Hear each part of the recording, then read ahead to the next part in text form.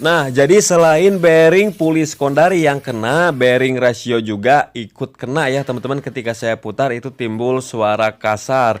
Nah, setelah saya bersihkan bagian crankcase CVT-nya, kemudian sediakan wadah, baru kita proses pembongkaran bagian rasio. Kita cek bagian gigi dan bagian bearing-bearingnya, mana yang rusak, mana yang baik. Kita buka saja menggunakan kunci L5. Sediakan wadah di bawah supaya olinya tidak lambereh kemana mandi. Kemudian untuk proses pelepasannya ini harus sabar ya, jangan dipaksa, digoyang-goyang aja dulu seperti ini. Apabila perlu tinggal kita sediakan congkelan. Nah, dan hati-hati cara nyongkelnya, jangan sampai crankcase-nya retak juga ya. Jadi perlahan aja, jadi jangan pakai tenaga. Nah, oke, ini udah terlepas. Nah, dan ini ring besar ya, ring cembung di bagian dalam. Kemudian kita cek kondisi di bagian bearing. Nah, biasanya di bearing ini nih yang kena. Kalau bearing roda kan itu jarang. Soalnya dia yang paling belakang. Kalau bearing roda kena nanti kelihatan oblak gitu ya. Nah, ini bagian ring-ringnya masih utuh ya, ada semua ring-ringannya. Dan ini pun sudah pernah dibongkar nih. Soalnya udah kelihatan dari packingnya itu berbeda. Nah, sedikit ngosrang di bagian bearing puli yang depan ini, ada sedikit ngesrang ya. Jadi suaranya itu sedikit nyaring. Nah, di sini juga saya putar-putar, di sini ada sedikit kresek-kresek teman-teman. Ada sedikit nyaring juga. Jadi wajib kita ganti supaya suaranya halus ya. Nah, kemudian yang ini kita buka dulu ya menggunakan kunci 8 dan ada ringnya. Kemudian sediakan as ya. As kita masukkan ke sini nih biar aman ketika dipukul itu tidak merusak. Nah, udah terlepas ya teman-teman. Kemudian kita sediakan tang snap ring, kita buka tang snap ringnya. Nah, di sini ini mudah nih. Sepertinya as pulinya udah kena sedikit untuk dudukan bearingnya ya, tapi tidak apa-apa, masih layak lah. Yang penting gigi rasionya masih bagus. Kemudian untuk melepas bagian bearing yang ini saya gunakan tracker ya. Nah, tracker tarik seperti ini teman-teman. Bisa juga menggunakan lilin, bisa pakai lasan juga bisa, pakai linggis. Kayaknya pakai linggis tidak bisa, soalnya kalau pakai linggis liangnya letik, jadinya takutnya kalau pakai linggis jadinya bejat ya mesinnya. Yang mending kita gunakan tracker aja lah seperti ini. Jadi kita harus ngemodal dulu, apabila nggak ada ya udah teman-teman bawa ke bengkel ya, bawa ke bengkel aja. Jadi perbaiki di bengkel, bawa ngopi, bawa udud seperti itu teman-teman. Dan jangan banyak bicara biar mekaniknya itu fokus ya. Nah, oke, ini udah terlepas. Kemudian tinggal kita ganti bearingnya nih. Nah, saya pakai yang 1RS. Kenapa pakai yang 1RS? Lebih baik teman-teman, lebih bagus pakai yang 1RS ya. Nah, jadi yang 1RS-nya disimpan di belakang, jangan sampai terbalik ya.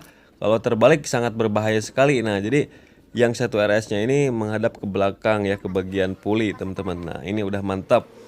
Untuk bearingnya teman-teman bebas, yang penting gunakan bearing yang rada bagusan dikit ya, jangan yang murahan. Nah, kalau perlu yang original ataupun yang racing juga boleh. Nah, kemudian yang ini harus nol ya, tidak ada RS-nya, jangan pakai rubber seal ataupun plat ya, jadi kosong.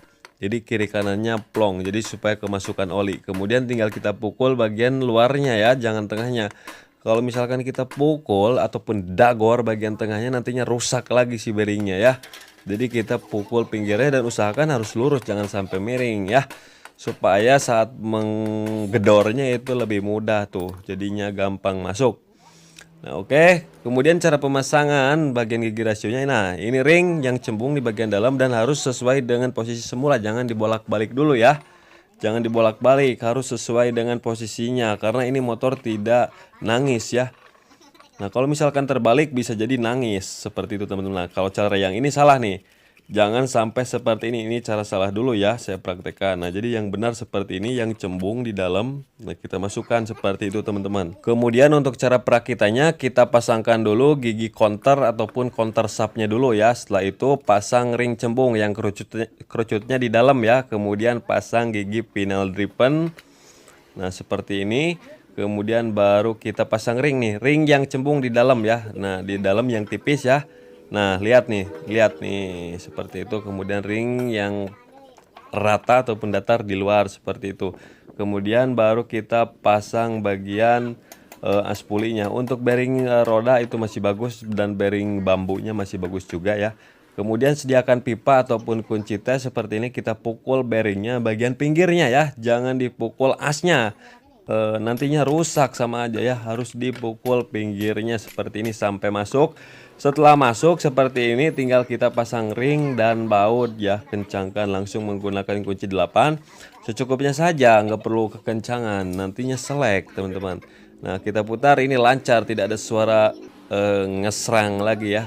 Kemudian perhatikan ada 2 buah pin dowel ya, atas dan bawah. Nah di atas 1 pin dowelnya, di bawah 1 pasang packingnya yang baru. Jangan dikasih lem kayak tadi ya, kalau dikasih lem itu suka ribet.